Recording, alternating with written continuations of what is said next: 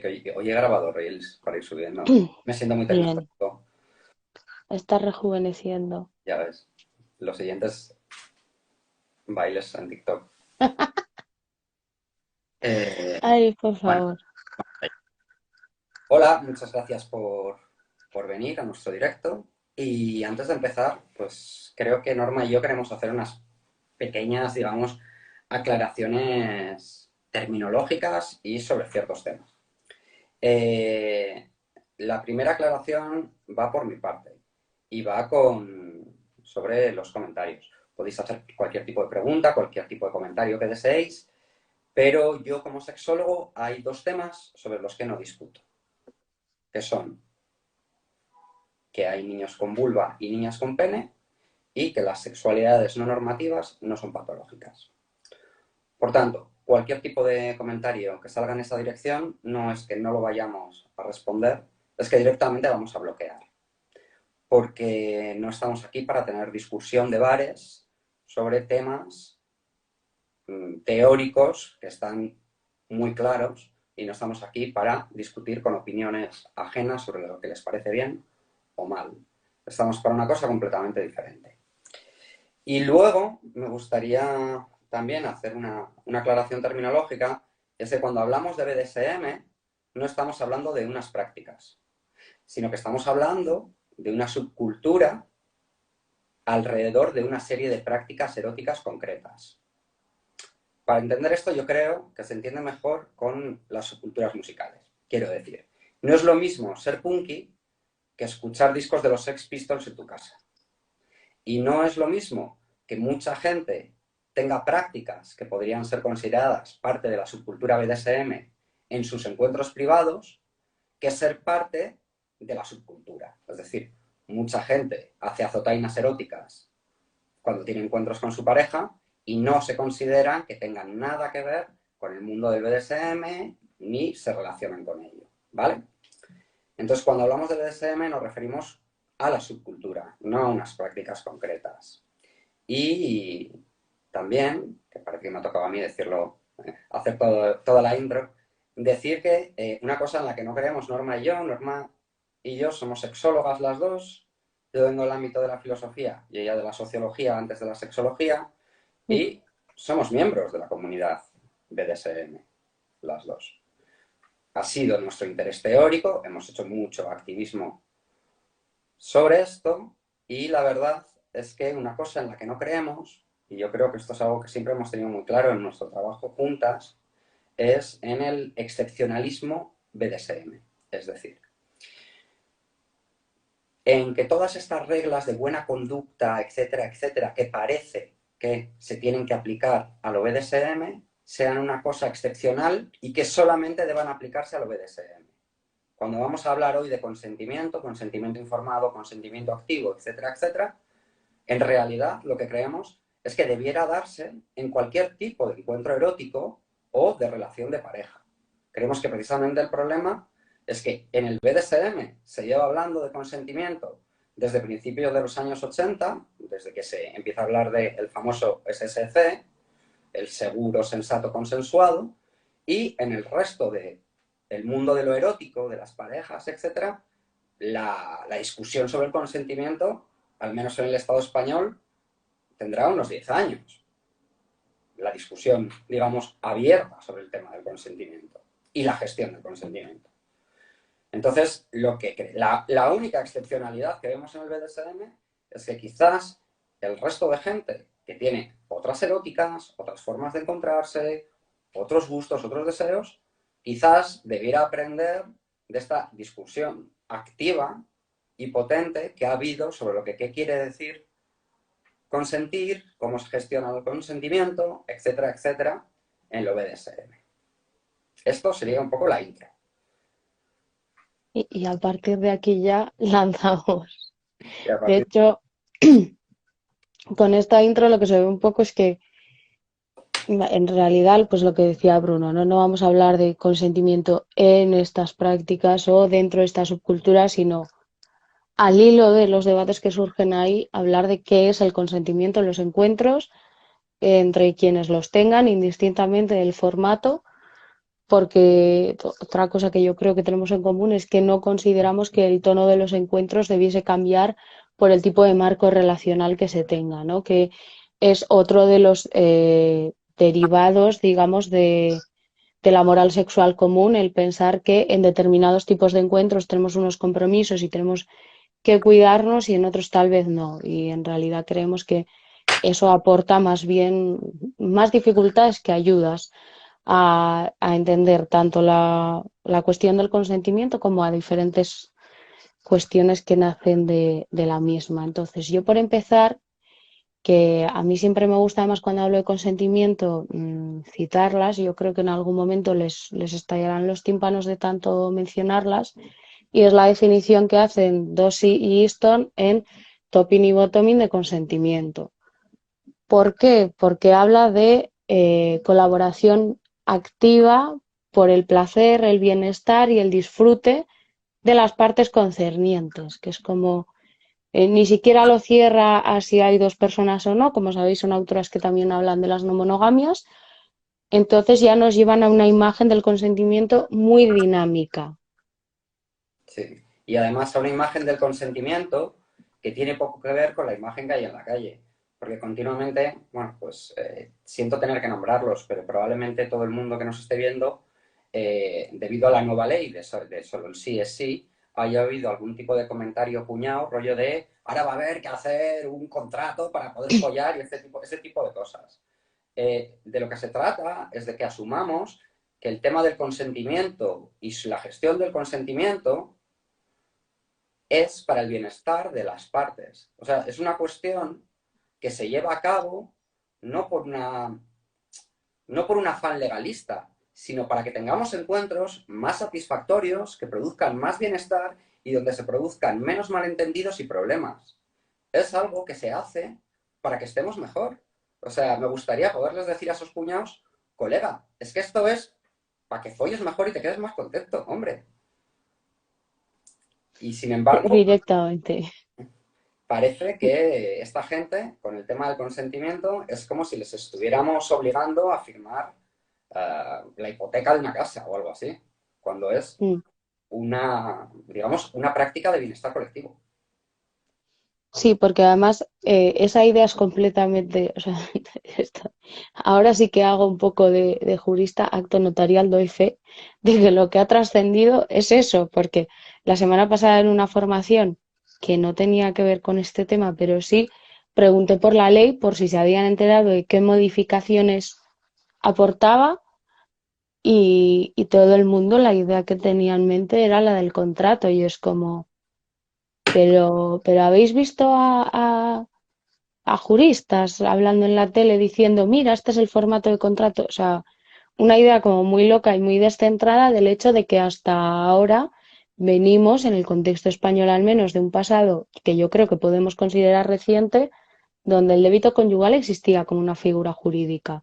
Efectivamente. Entonces, necesitamos también mecanismos legales, además de educación sexual, para transformar un poco lo que hay en el imaginario colectivo de la idea de consentimiento como un mero dar permiso, ¿no? Porque yo creo que, por regla general, consentimiento, cuando le decíamos a la gente esta palabra hace unos años, lo que venía a la cabeza era un te doy permiso para que actúes sobre y yo muestro pasividad, pero no había esa búsqueda recíproca del bienestar, ¿no? Que es lo que nos traen otras miradas que podríamos decir más sexológicas, más que tienen en mente el encuentro erótico.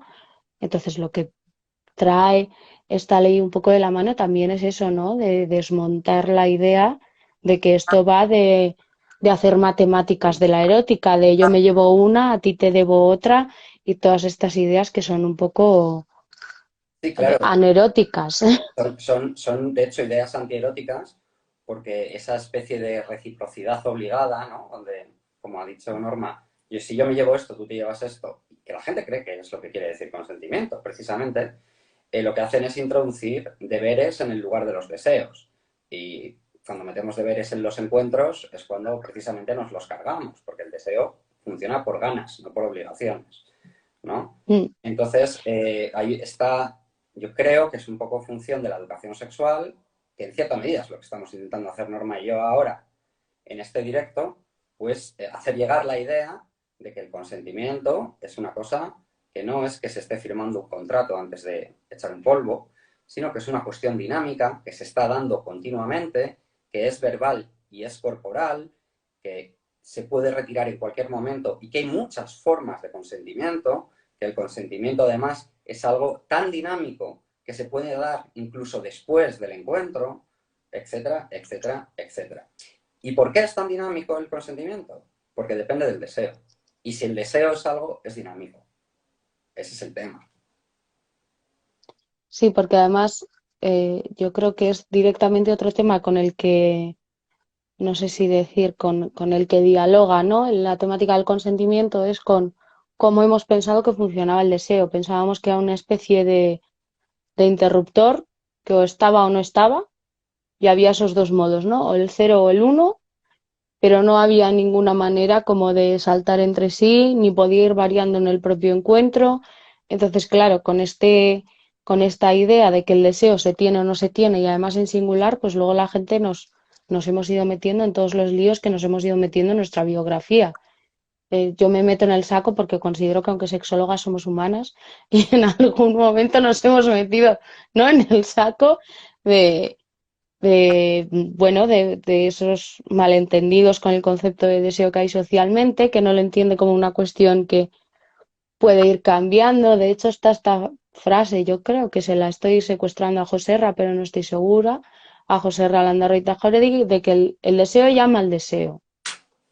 Entonces, a veces, ¿no?, cuando nos encontramos en esas situaciones, en esos contextos de si el deseo no aparece, pues a veces basta que aparezca un poquito para que llame algo más, y entonces haya una interacción ya desde ese plano que también estaría, digamos, favoreciendo una relación en el marco del consentimiento, pero no necesariamente como, no sé si decir como ingrediente único, ¿no?, sino que hace falta también que haya más cuestiones, que yo creo que la palabra que ya hemos insistido en ella también, de la reciprocidad, y que nos lleva directamente también a hablar de lo que comentabas de la comunicación, y no la comunicación entendida como, porque esto es otro, no sé si decir, otra frase, otra idea un poco equívoca que ronda por ahí hoy en día, que parece que no, es que para entenderse bien, o para entenderse bien me da igual si es en la cama, en sesión, en lo que sea, hay que hablar mucho. Y dices, pero que yo te puedo hablar mucho de las no sé cuántas mil páginas de la Biblia, y eso no es comunicarnos. O sea, y eso puede que no nos ayude en nada a interactuar eróticamente y a entendernos eróticamente. No es, no es el hablar mucho por hablar mucho, ni el hacer muchos planes por hacer muchos planes, ¿no? Sino ir un poco construyendo, no sé si decir, como los marcos de diálogo que sean necesarios luego. Efectivamente. Además hay que tener en cuenta, y es que hay un problema en nuestra cultura, y es que en nuestra cultura, en cierta medida, si una cosa nos falta, es, digamos, capacidad de lectura corporal, por decirlo de algún modo. El consentimiento también se expresa corporalmente. Y a veces, de hecho, voy a decir lo contrario a lo que suele decir mucha gente. A veces hay gente que está diciéndote que sí con la boca, te está diciendo que sí con la palabra, pero está diciendo que no con el cuerpo. Y también tenemos que aprender a leer eso. Por eso Norma y yo hacemos tanto énfasis en que el consentimiento no es una cosa que ocurre antes de una sesión, una práctica, un encuentro erótico, sea del tipo que sea, sino que es algo que se está dando desde antes hasta después. Y se está dando de múltiples formas, verbales y no verbales. Que por supuesto hay gente, por ejemplo, vamos a ceñirnos un poco al tema, ¿no? En lo BDSM. Pues dado que hay prácticas eróticas en lo BDSM que quizás necesiten de más preparación o que puedan suponer, digamos, un riesgo físico. Yo considero que no realmente, pero bueno, vamos a asumir que sí. O tengan un riesgo físico cuando se está teniendo un encuentro por primera vez con una persona, o se está teniendo un encuentro, digamos, con un jugador de BDSM novato, novata, novate, quizás no está de más hacer muy explícito, explicitar mucho este tema del consentimiento.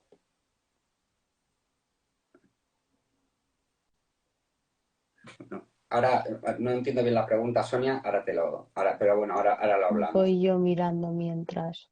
Me refiero a que no está de más que en muchas ocasiones este consentimiento continuo y constante sea muy explícito. Que preguntemos mucho, que preguntemos durante. ¿Qué ocurre? Que también hay que saber preguntar. Es decir, si nos metemos, como decía antes Norma, en fórmulas como muy legalistas, muy que parece que estamos firmando un contrato, lo que vamos a lograr es deserotizar. Hay que saber cómo preguntar y cuándo preguntar, hay que saber leer al otro, porque el cuerpo, repito, el cuerpo del otro puede estar diciéndonos que no, por mucho que el otro nos diga que sí. Y hay que saber leer ese cuerpo y hay que saber parar en el momento que estás leyendo un no en el cuerpo ajeno. Entonces, el consentimiento es un problema.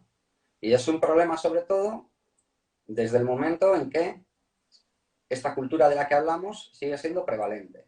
Y sobre todo, desde mi punto de vista, no sé, ahora Norma, tú qué dirás, para mí el gran problema está en la creencia de que el consentimiento solo se da antes del encuentro. El consentimiento se tiene que estar dando continuamente. Claro, vale, acabo de leer la respuesta de Sonia que dice que ya le estaba respondiendo con lo que has dicho. Y es que eso es uno de los grandes líos porque parece que una vez que aceptes, parece que no puedas decir ni negarte a nada. Entonces, es como yo lo intento pensar mucho, aunque estemos hablando de BDSM en concreto, y decir, en el resto de los entornos de tu vida, en cualquier momento puedes decir hasta aquí. Pues un plan con tus colegas, te rayas o simplemente se te ha agotado la pila, te quieres ir a casa, pues te puedes ir a casa. Cuando contratas cualquier tipo de servicio, también puedes decir, oye, mira, no, prefiero que esto lo hagáis así. Entonces, es como, ¿por qué de repente en el ámbito de lo erótico no vas a tener capacidad de redefinir el marco y sobre todo para lo que decíamos de que el encuentro siga favoreciendo la satisfacción de todas las partes? Pero esta idea de que tiene que venir dada o dado, mejor dicho, el consentimiento y además es como la verdad escrita en piedra, pues nos complica mucho y complica básicamente o imposibilita el encuentro porque toda comunicación que sea muestra de que se quiere modificar algo o se quiere quitar o adecuar ese consentimiento deja de ser válido desde ese prisma. Entonces, no es una idea que favorezca que haya un encuentro real donde se tenga en cuenta a la otra persona, esta expresión que a veces suena un poco bizarra, pero que veas a la otra persona y que veas sus necesidades. Y que en caso de dudas, de lo que decíamos, ¿no? De que parece que asiente y consiente, pero luego por otro lado mmm, parece que el cuerpo dice otra cosa, pues que nos permita también el asegurarnos del bienestar de esa persona, de poder atenderle y más que nada por el hecho también de llevarnos un buen recuerdo del encuentro, no por nada más, ¿Sí? sino por potenciar esa satisfacción que pueda tener.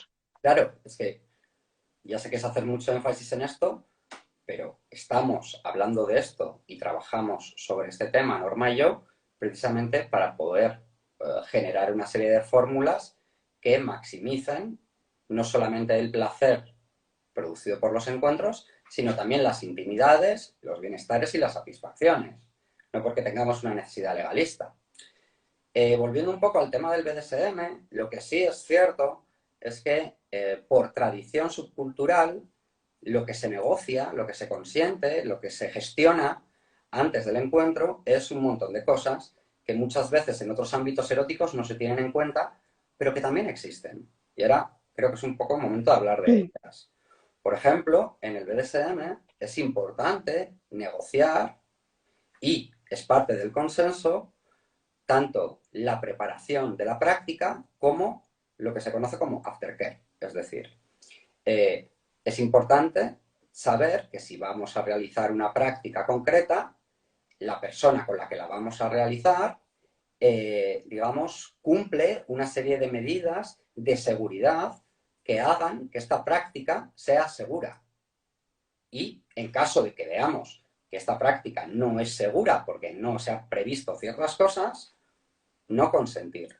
Esto es el concepto de precare, ¿no? Como de precuidados. ¿Qué quiero decir con esto? Pues una cosa muy sencilla, que si te van a atar, que la otra persona tenga unas tijeras correctas para poder deshacer las ataduras en caso de urgencia.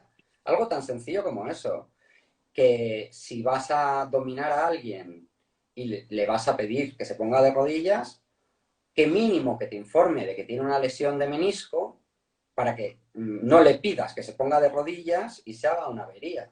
Es decir, el consentimiento informado incluye un montón de detalles. No es esto. Ya vamos a colgar un texto mañana sobre este tema. Y voy a repetir una frase que digo yo en ese texto. Y es que no se trata de dar el historial médico antes de tener una sesión BDSM, pero quizás haya ciertos detalles que debamos decir para que la otra persona pueda decidir si consiente o no consiente. Pero, con el aftercare, lo mismo. Para quien no lo sepa, voy a definir, o bueno, mejor Norma, define un poco lo que llamamos aftercare en el mundo del BDSM. Yo soy muy amplia y lo sabes porque para mí es algo tan sencillo como los cuidados posteriores al encuentro que tienen que estar o es favorable que estén más o menos predefinidos o que se puedan conocer y que además no se limitan solo al momento exactamente posterior. Es decir, que si alguien necesita que al día siguiente, al de 2 días, se le vuelva a hacer digamos, como el chequeo, asegurarnos qué tal estás, cómo vas con todo esto, con el ejemplo que decía antes Bruno, ¿no? Si es alguien, eh, es que estaba leyendo una pregunta, entonces se me fue. Eso sí, que si es alguien que además está experimentando determinadas prácticas por primera vez o es de las primeras, entonces queremos como pues asegurarnos, ¿no? De que la satisfacción y el relato de la vivencia sigue siendo el mismo y que no hay nada de lo que haya que, digamos, prestarle especial atención, pues sería un poco pautar el cómo se va a dar ese cuidado posterior. Y ese cuidado posterior no necesariamente tiene que ser mimitos, que soy muy pesada yo con eso, ¿no? Porque hay gente que necesita que la dejen media hora sin hablarle, porque hasta dentro de media hora mi cerebro no da de sí. Hay gente que necesita darse un paseo, hay gente que necesita un baño, hay gente que necesita. Entonces habrá que ver qué es lo que se necesita y en cada situación, obviamente, porque no somos las mismas hoy, mañana o pasado. Obviamente, por ejemplo, yo necesito que me den. Yo nunca bebo Coca-Cola, no me gusta. Pues curioso que yo después de una sesión como sumiso, yo necesito fumarme un cigarro y tomarme una Coca-Cola. Y que no me hablen. Me convierto un poco como en el señor que se levanta por la mañana y no puede hablar hasta que se ha tomado el café y el cigarro. Cada persona es distinta. Y no podemos consentir. O sea, no tenemos derecho a no dar nuestro consentimiento si sabemos que nuestras necesidades post-encuentro no van a ser cumplidas. Ahora te respondo, Yastebri, esa pregunta porque es importante. Pero quiero decir una cosa. Esto del precare y del aftercare, que tanto énfasis hacemos en el BDSM, también se da en el resto de encuentros. Es decir, así como si yo te voy a atar, mejor tengo unas tijeras quirúrgicas de estas para no cortarte, para poder cortar las cuerdas. Si he quedado contigo para echar un polvo normal y corriente de los de toda la vida, que menos que tenga preservativos y haya cambiado las sábanas. Que menos. Porque a lo mejor tú vas a echar un polvo conmigo a mi casa y yo te informo que mis sábanas llevan sin cambiarse un mes y me mandas a la mierda. Es decir, que esto no es exclusivo del BDSM. Esto debería darse en todos los ámbitos. Y el Sí, aftercare lo mismo. O sea, muchísima gente, después de tener el sexo más normativo del mundo, un coito penetrativo cisetero, tiene reacciones diferentes y necesidades diferentes. Como decía Norma, hay quien necesita los mimitos y hay quien necesita estar callado un rato. Y tenemos derecho a no tener un encuentro con alguien si sabemos que no va a cumplir estas necesidades que tenemos. Tenemos derecho a saberlo. Lo que decía Just Every, lo de el consentimiento con trauma informado, yo creo que debe darse. Por una razón muy sencilla. Porque si sabemos que una persona tiene un trauma de cierto tipo, Para empezar, podemos evitar triggerear, disparar los mecanismos que activan el malestar producido por ese trauma. Esto para empezar. Y es, como decíamos, de lo que se trata, de lograr un bienestar mutuo. Por tanto, si yo sé que a ti hay ciertas cosas que disparan tu malestar psíquico, lo que haré será evitarlas. Así de sencillo. Si yo sé, voy a poner otro ejemplo clínico, yo conozco a Yastebri y es médico, y me va a entender este ejemplo.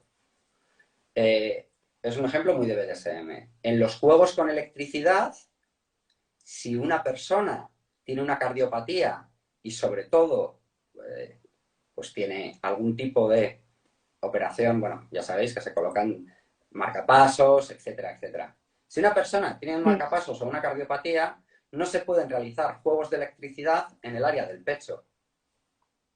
No le puedes poner una pinza con electricidad en los pezones a una persona con un marcapasos, porque se lo puedes parar y puede tener un ataque cardíaco en directo. Hay que decirlo. Hay que decirlo, no vaya a ser que de repente estés atado con la boca tapada y veas cómo se te acercan con las pinzas al pezón sin que sepan que tienes ese problema. El consentimiento informado incluye muchísimas cosas.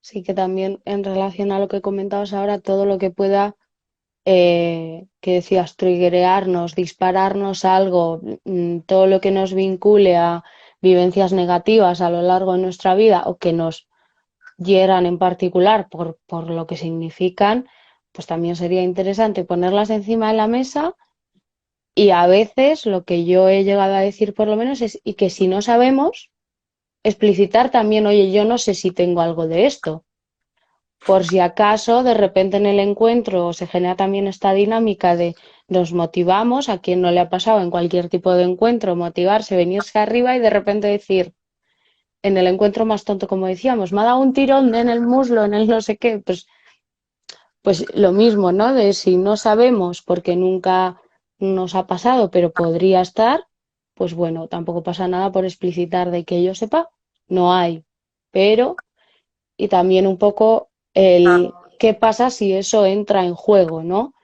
Porque hay mucha gente que es como, no, si eso entra en juego, se para todo, te voy a llevar la mantita directamente, volvemos a lo de antes, habrá que saber cuáles son las necesidades de esa persona en esa situación, porque hay personas que necesitan un rato a solas, hay otras que necesitan lo que sea, hay otras que necesitan, digamos, desarrollarlo a través del juego y del encuentro como para poder, no sé si decir, volver a calmar su estado, ¿no? Sin llegar a salir de la dinámica del encuentro. Y eso es una cuestión, pues bueno, que también es interesante poder hablarla desde el punto de vista del consentimiento informado, por así decirlo.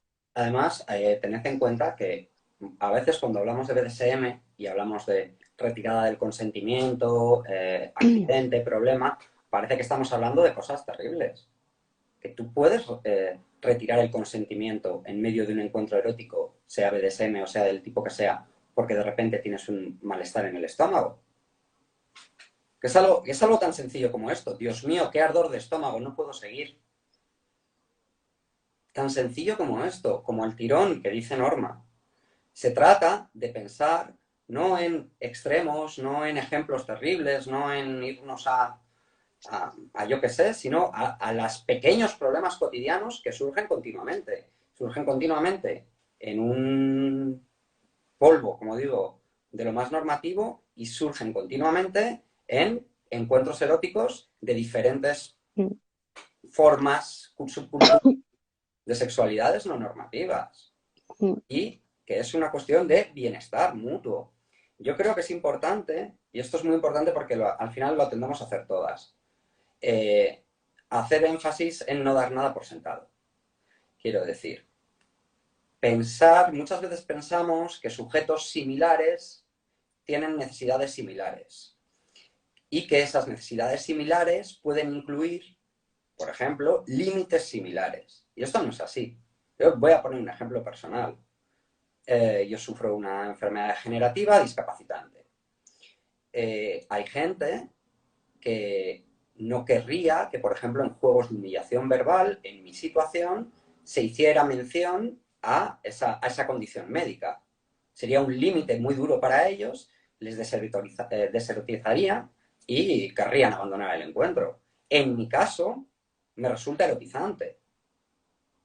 No se puede dar nada por sentado. Cada sujeto es diferente, tiene una erótica diferente, es peculiar, como diríamos los sexólogos, y también es peculiar en sus formas de gestión y de dar consentimiento.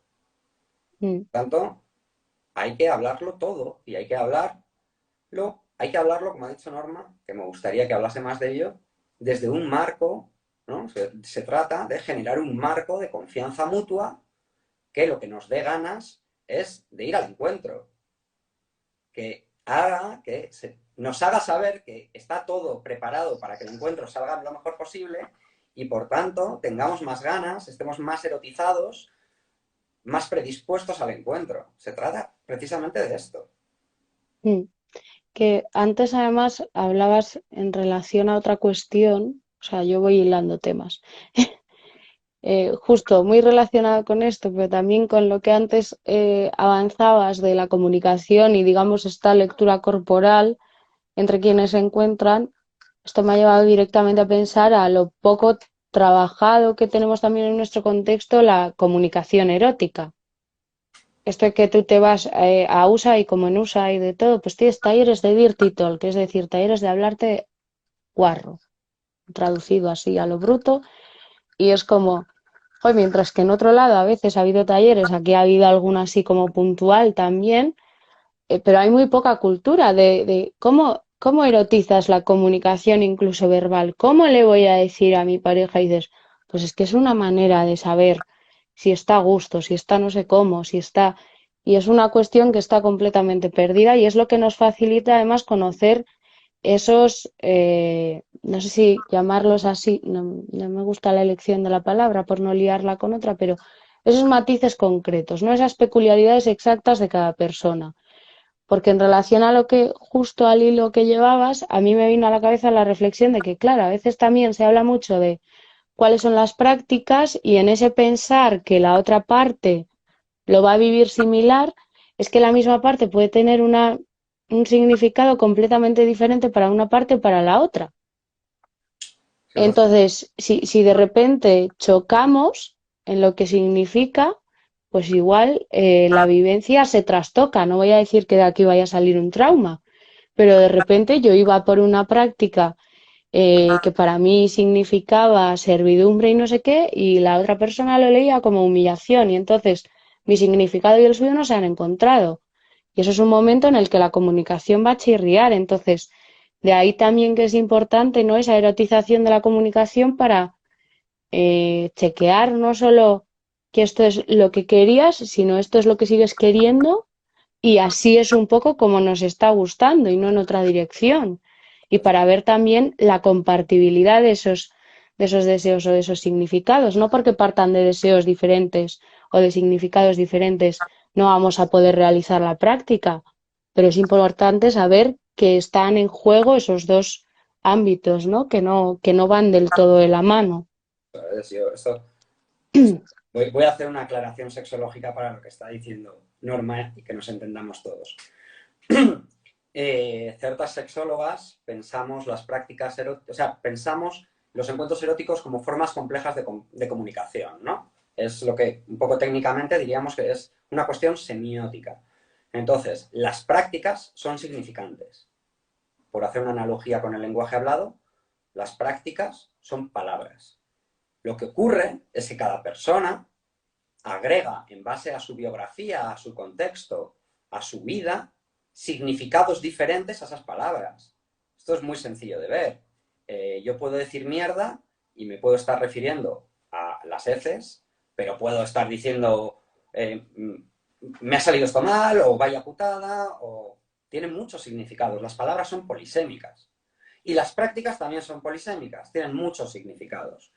Y cada sujeto erotiza, le molan, le gustan, le ponen unos significados concretos de la práctica. Por poner otro ejemplo, como el de Norma, del mundo del BDSM. Tú puedes recibir una zotaina erótica, pueden hacerte spanking, ¿no? Que sería como el nombre así popular, porque te gusta el dolor. Simple y llanamente te gusta la sensación que produce que te azoten. Eso es una práctica concreta, pero puedes ser azotado, azotade, azotada, porque que te azoten te humilla. Y lo que te gusta es que te humillen. No te gusta la sensación de la azotaina, sino que lo que te gusta es el sentimiento que produce en ti. Y eso resignifica radicalmente la práctica, la convierte en una práctica diferente. Pasa de ser una práctica sensorial a ser una práctica, digamos, de un juego más psicológico o más emocional, digamos. Y eso con todas las prácticas, pero con una felación lo mismo. Te puede gustar la felación por las sensaciones o te puede gustar la felación porque consideras que es una donación que hace tu pareja por tu placer, por decirlo de alguna manera. Me lo acabo de inventar al aire. Pero es que toda práctica erótica es polisémica y cada una de nosotras nos gusta o no nos gusta esa práctica en base a esos significados que tiene. Y en el BDSM, más todavía, porque se juega mucho con esto de la polisemia de la práctica.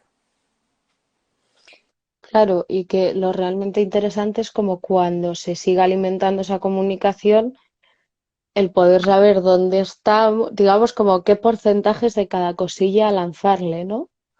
Para no estar yéndonos, por ejemplo, a, yo qué sé, desencuentros habituales, y sigo con el ejemplo de la azotaina. Desencuentros habituales, buah, quiero que sea, yo qué sé, que me vaya a acordar por siempre de esto.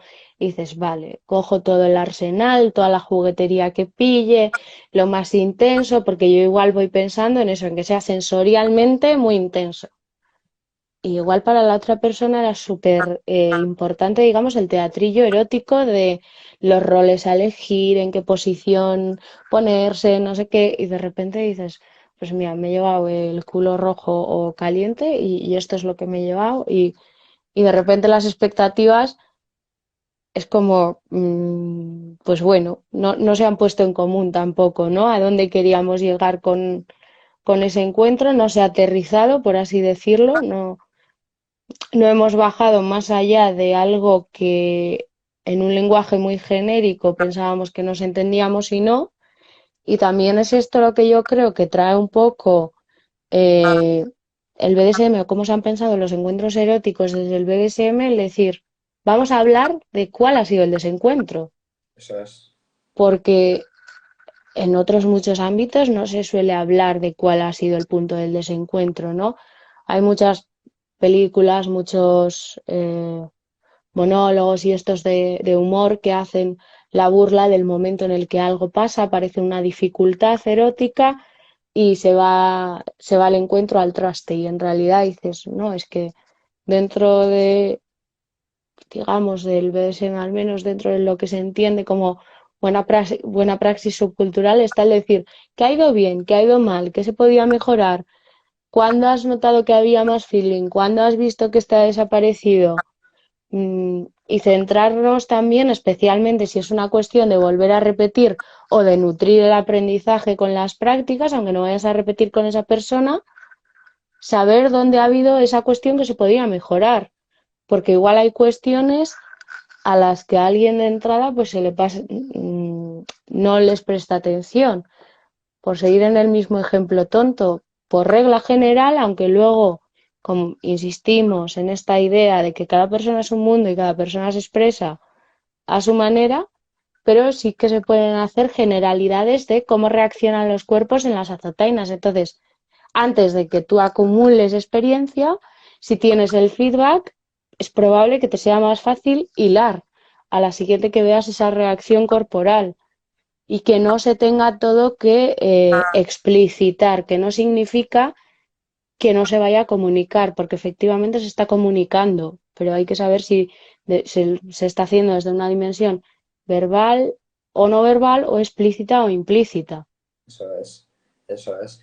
Un tema, por ejemplo, que no se suele tener muy en cuenta fuera del ámbito BDSM, pero que es exactamente lo mismo en cualquier tipo de encuentro, es el tema del lenguaje. Mucha gente asume que en un encuentro BDSM, por ejemplo, se utilizan palabras degradantes. Es cierto, es una práctica común. Pero volviendo un poco atrás con lo de no dar nada por sentado, que a una persona le guste que le llamen puta, no quiere decir que le guste que le llamen zorra. Es decir, no podemos dar ni siquiera por sentado que porque le guste el uso de una palabra, le guste el uso de palabras más o menos similares o con significados más o menos similares. Pero esto ocurre en los encuentros eróticos de cualquier tipo, quiero decir. Las palabras erotizan. Hay palabras que nos erotizan. En un encuentro, pensemos en un encuentro normativo, hay ciertas palabras, ciertas expresiones que a cada una de nosotras, por nuestras peculiaridades, por la individualidad de nuestra sexualidad, nos ponen y nos gustan. Pero también hay palabras que nos desponen. Voy a poner un ejemplo muy sencillo. A mí, si alguien usase metáforas relacionadas con lo alimenticio en un encuentro erótico conmigo, me sacaría del encuentro, me deserotizaría. No sé por qué, pero a mí las metáforas alimenticias, rollo, qué rico, me quitan las ganas. Es así de sencillo. Y no pasa nada por que en un momento de pasión previo a entrar, digamos, en prácticas más complicadas, comentarlo. Pero no es comentarlo por fastidiar, no es comentarlo porque tengamos aquí que traer a un notario y hacer un documento diciendo que no sé qué y no sé cuál. Es comentarlo para que estemos todas las partes implicadas en el encuentro erótico lo más contentas posible. Simple y llanamente. Digamos que eh, yo aquí, doña Metáforas, que podría ser que el consentimiento es una especie de mapa previo que se da para decir más o menos esto es lo que de entrada sabemos, pero que según andas el sendero también reconstruyes ese mapa y lo adaptas a los nuevos conocimientos y no se queda siempre en ese dibujo que se hizo allá por el verano el no sé cuántis, sino que continuamente está actualizándose. Entonces tú siempre el recorrido como que lo vas a ir adaptando o digamos que el entorno lo vas a ir conociendo de otra manera para que pueda ser como, para que tenga una interacción real, ¿no? Y para que se actualice eso que de entrada sabíamos. Eso es. Y además es algo que, como decimos, conviene, sobre todo en las primeras veces que te encuentras con alguien o cuando estás teniendo prácticas BDSM, si estás teniéndolas, además de que sean las primeras veces con esa persona, con alguien con poca experiencia, mantener un chequeo continuo de su bienestar y de su consentimiento. Que no pasa nada por preguntar si te lo estás pasando bien, no pasa nada por preguntar ¿estás bien? No pasa nada por preguntar ¿quieres seguir? Se trata de hacerlo de una manera que haga sentir a la otra persona cómoda, que haga sentir a la otra persona que puede explicitar su consentimiento o no consentimiento y que no desertice. O sea, no es que de repente pares el encuentro y digas, ¿estás bien? No. Es Sí, hacerlo en base a las lógicas del encuentro erótico. Pero hay que hacerlo. esto por ejemplo, me ha traído, no sé por qué, a que igual, especialmente si hablamos de BDSM, pues estos check-ins hay que adaptarlos un poco al rol o al tipo de encuentro marco que estemos teniendo, ¿no? Eh, por poner un ejemplo, escena de Sumi con Domi, que de repente la parte Sumi salten improperios de me cago en todo, es que... Pues no, seguramente no vayas a mostrar así el, no sé si decir el desencuentro o el lo que te haya deserotizado, ¿no? Lo tienes que desarrollar también como la propia comunicación dentro del rol, de decir, bueno, si usas de usted, pues de usted, pero Y que es disculpe, posible también la pero comunicación claro, la en ese comunicación entorno. es realizada. Disculpe, mi ama, pero quiero parar. Y no pasa nada. Lo que hay que entender es que la retirada del consentimiento no es algo, digamos, no es una afrenta. No es una Mm, afrenta. Es simple y llanamente que en un momento dado, una de las partes implicadas en un encuentro erótico por lo que fuere, ha decidido pararlo. Pero no es una afrenta. O sea, parece que está muy claro que tenemos la libertad para consentir. Pues yo creo que ha llegado la hora de que empecemos a pensar en generar los mecanismos para que tengamos la misma libertad a no consentir.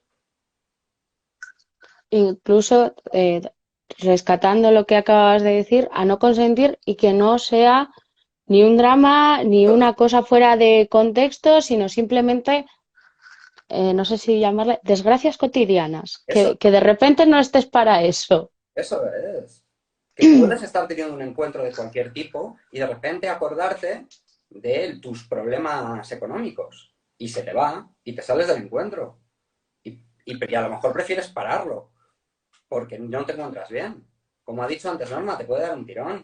Como he dicho yo, de repente te puede dar acidez y lo paras Mm, y no pasa nada. O sea, tenemos que entender que la retirada del consentimiento no es una afrenta, sino que es un acto al que todas tenemos derecho, libre, y que lo único que significa realmente es que en ese momento no queremos seguir con la actividad que estamos realizando.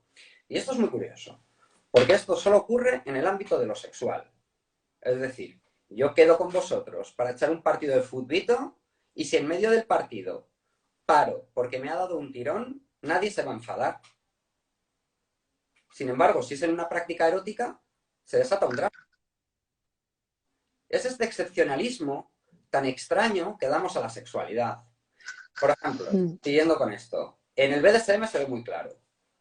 Si tú vas y dices que te gusta que te azoten, es probable que algunas personas automáticamente se te preocupen por tu salud. Ten cuidado, no te vayan a hacer algo, no sé qué, no sé cuál. Sin embargo, si vas y comentas que practicas un deporte de contacto, donde sí que hay accidentes, narices rotas y la hostia, nadie se preocupe por ello, sino que se interesen y les parezca una actividad lúdica, muy sana y muy... En el sexo siempre se produce la excepcionalidad de la sospecha. Entonces, cuando hablamos mm. de sexualidad, parece que la sospecha siempre tiene que estar presente. Cuando hablamos de prácticas tan riesgosas como determinadas prácticas eróticas que no tienen nada que ver con el marco de lo erótico, la sospecha no está. Pero si el sexo está por en medio, hay sospecha. Y esto es una herencia cultural terrible. Mm. Sí, yo creo que esto que comentas también pasa un poco con otro tema que yo creo que querías, bueno, que lo traías más tú, pero lo podemos traer entre las dos, que es de los límites blandos, ¿no? Ahí siempre aparece la sospecha, especialmente cuando es en lo erótico, porque ya saltan las alarmas de, uy, cuánta coacción ha habido mediante, cuánto, por qué ha sido a través del chantaje, mientras que todo el mundo reconocemos, creo, que todo el mundo ha ido al cine a ver películas que eran un auténtico tal, porque a su pareja de aquel momento, o a su colega o a su familiar le hacía especial ilusión. Y no pasa nada y nadie lo ha puesto bajo sospecha. Nadie lo ha puesto bajo sospecha. Claro, esto es importante. Yo esto lo aprendí de un sexólogo que ha mentado antes Norma, de José Rolando Roita Jauregui, y es algo en lo que nunca había pensado. Y es que es muy diferente no desear hacer algo que desear no hacer algo. Como sabéis, bueno, y si no lo sabéis lo comento, en el mundo del BDSM se habla de límites duros y de límites blandos. ¿Qué son estos límites duros y blandos? Los límites blandos son prácticas que normalmente no harías o que no te gustan demasiado, pero que si se negocian, se gestionan y se les dota de ciertos alicientes, podrías llegar a practicar. Los límites duros son prácticas que jamás realizarías, bajo ningún concepto. Claro, esto cobra una nueva lógica cuando entiendes la idea de no tener ganas de hacer algo, no desear hacer algo, y su diferencia con desear no hacer algo. Es decir, no desear hacer algo es un límite blando, es algo contextual, gestionable, al que lo que se puede llegar a acuerdos, y desear no hacer algo es un límite duro, es algo sobre lo que ni siquiera se intenta gestionar. Se respeta siempre y radicalmente. yo no deseo hacer esto. Y ese yo no, perdón, yo deseo no hacer esto. Y esa expresión ya marca un límite que ha de ser respetado siempre. Otra cosa que quería decir, antes de dejar seguir hablando a Norma, es que a mí me preocupa mucho una cosa cuando tenemos estos discursos sobre el BDSM, que parece que estamos hablando todo el rato de la parte bottom, sumisa, masoquista, como se le quiera llamar. No, estamos hablando de ambas partes. La parte top, dominante, sádica, etcétera, etcétera, etcétera, también tiene límites. También necesita palabras y mecanismos de seguridad para parar una escena. También debe consentir y también puede retirar su consentimiento. Porque la retirada de consentimiento, los límites y las gestiones, tiene que ver con que somos vulnerables.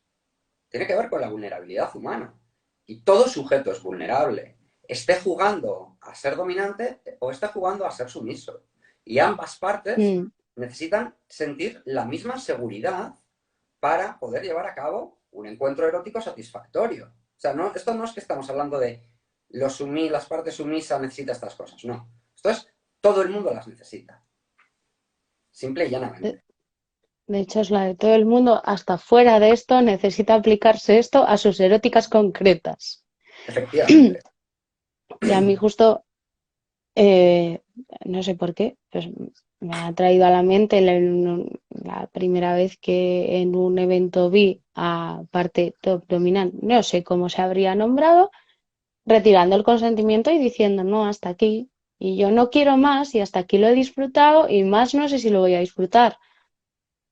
Y a pesar de, a pesar de ser ya sexóloga, a veces estas imágenes sí que nos siguen impactando, ¿no? Pero es cuando te haces así, como el golpe este de, a ver, que esto va de erótica, no de los roles que se quieran jugar y a seguir en el rol y a ver quién puede más. Y también para esa parte, porque obviamente pues también necesita sus cuidados, también necesita atender a su satisfacción. De hecho, hay como un aviso a navegantes, navegantas, eh, cierto peligro al pensar que esto es solo de una parte, es convertirse en esa especie de amante expendedora de experiencias y fantasías, que pareces una máquina expendedora y no y nunca estás en la búsqueda de tus deseos, ¿no? De tu satisfacción, o atendiéndole al menos, Eso. prestándoles atención. Entonces, sí que me parece importante, ¿no? Como incidir ahí, decir que estas cuestiones de las que hemos hablado a lo largo del directo y de las que estamos hablando es para todo el mundo que se inmiscuya en encuentros eróticos. Claro, ¿no? Y que además, yo a mí me gustaría dejar muy clara una cosa. Y es que esta idea la solemos tener más cuando pensamos en BDSM. Pero, repito, pasa exactamente igual en cualquier forma de práctica erótica. La gente tiende a pensar que hay alguien que actúa y alguien que se deja actuar. Alguien que hace y alguien que se deja hacer. No. En cualquier práctica, todo el mundo es agente de la práctica. Voy a poner un ejemplo del mundo del BDSM. Si a mí me van a azotar, es porque yo he puesto el culo.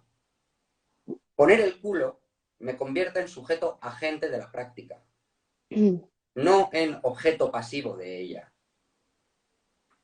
Me convierte en una parte activa que realiza la acción necesaria para que la práctica pueda dar. Y voy a poner el ejemplo con la felación, por cambiar al mundo no BDSM. A la gente no es que le coman la polla, es que dos personas participan de una comida de polla. No es que alguien se arranque el genital, pene, lo deje encima de la mesa y otra persona vaya y se lo coma. No. Ambos son agentes activos de la práctica de la felación. Para que una persona fele, otra persona debe consentir que le hagan la mamada, debe bajarse los pantalones y debe sacarse el pene. Entonces, cuando vemos que todas las partes son agentes activos de las prácticas eróticas, que no es que estemos hablando de una parte sujeto y una parte objeto, yo creo que entendemos mejor que el consentimiento y la gestión del mismo es cosa de todas las partes implicadas en la práctica. Y que todos los sujetos activos y agentes de la práctica tienen que ser sujetos activos y agentes de consentimiento. Creo que son dos cosas que están radicalmente unidas. Sí, y que nos mete también en un lío que yo creo que igual para hoy trasciende, pero podemos dejar así la pincelada y así habrá capítulo 2 de, de cara al deseo, que también implica que se es tanto, no sé si decir, sujeto deseante como objeto de deseo en las interacciones y que muchas veces se ha polarizado esa lectura de la práctica a quién puede desearla y a quién puede ser objeto de deseo de la misma, ¿no? En lugar de entender que esas dos condiciones pueden estar en ambas partes. Claro, son dos condiciones que se dan a la vez. O sea, casi son indistinguibles la una de la otra. No es por ponernos... Esto no es una clase de sexología, no nos vamos a poner técnicos, pero precisamente lo que tiene la práctica erótica es que la distinción sujeto-objeto se diluye en la práctica erótica. Somos sujetos y objetos a la vez. Y al serlo, y al ser las personas con quienes practicamos, con quienes estamos teniendo la práctica, esta distinción de sujeto y objeto se diluye totalmente. Con práctica erótica quiero dejar claro que es una práctica entre personas que se desean entre sí, que desean la práctica y que evidentemente han consentido la práctica. O sea, estoy hablando de una situación de encuentro ideal. Estoy hablando de otras cosas, ¿vale? En ese tipo de encuentro no hay posibilidad de distinguir quién es sujeto y quién es objeto, quién es activo, quién es pasivo, quién es agente y quién es paciente. Es todo lo mismo, todos están interactuando, todos cumplen el papel necesario para que la práctica se lleve a cabo. Todos hacen. Pues no sé si alguna idea más a subrayar o Yo, a traer. yo solo Por- una, y es por esto mío de mi tema con la discapacidad. A la hora de gestionar el consentimiento, creo que tenemos, y creo que es el momento de empezar a hacer mucho énfasis en esto, en entender que hay personas neurodivergentes, que existe la diversidad funcional, discapacidad, que existen de mucho tipo y que también un consentimiento informado, activo y positivo tiene que incluir una adaptación del lenguaje o utilizar herramientas que aseguren que todo el mundo es consciente de las prácticas que van a realizar, los riesgos que conllevan, las medidas de seguridad que se han tomado, etcétera, etcétera, etcétera.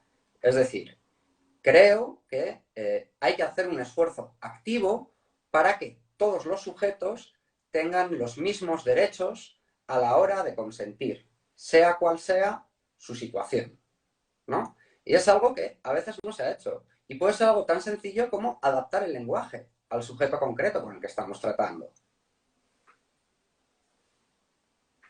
Yo, hablando con una persona que quizás esté en el espectro, en el espectro autista, quizás no utilizaría metáforas. Hablando contigo, sí.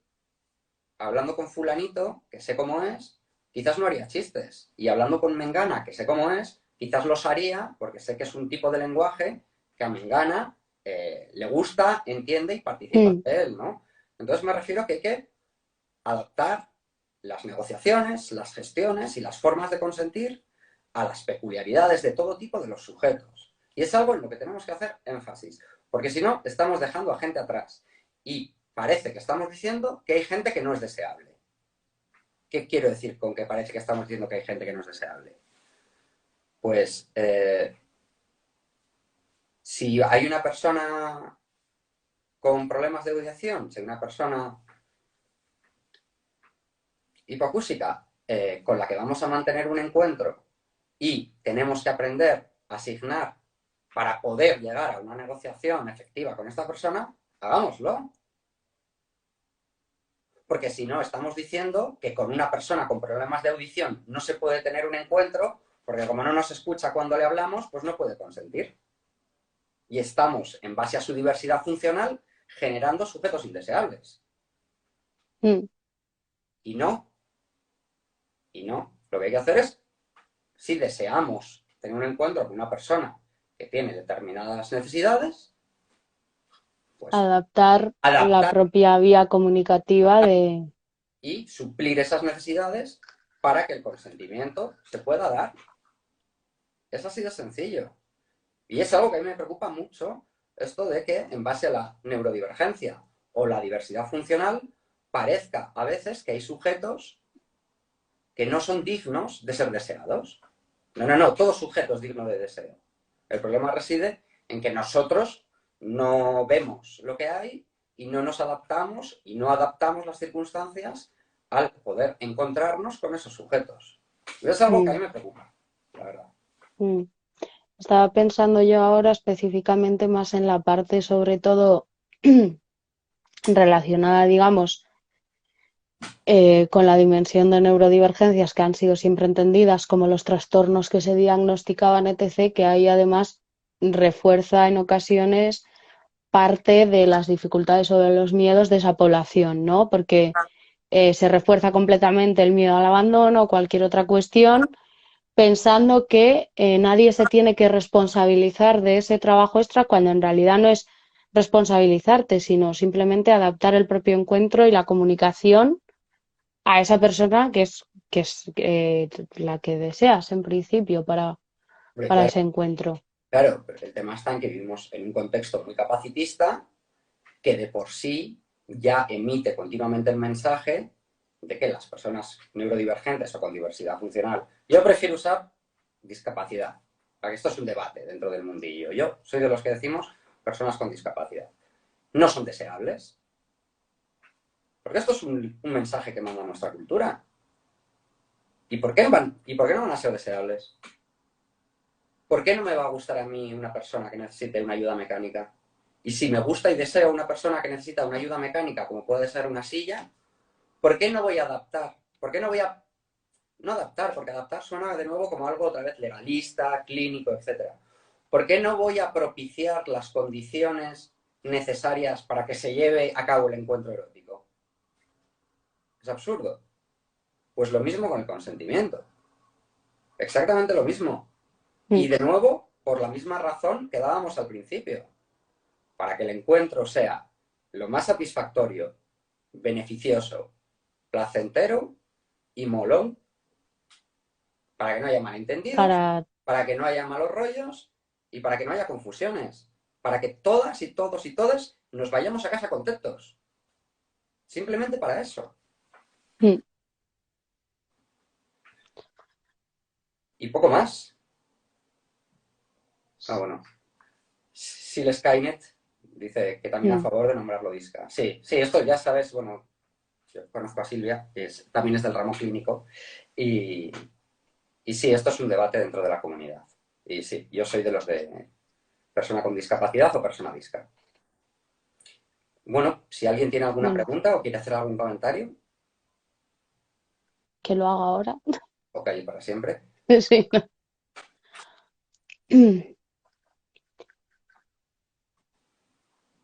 Bueno, pues parece que nadie se va a lanzar a más preguntas.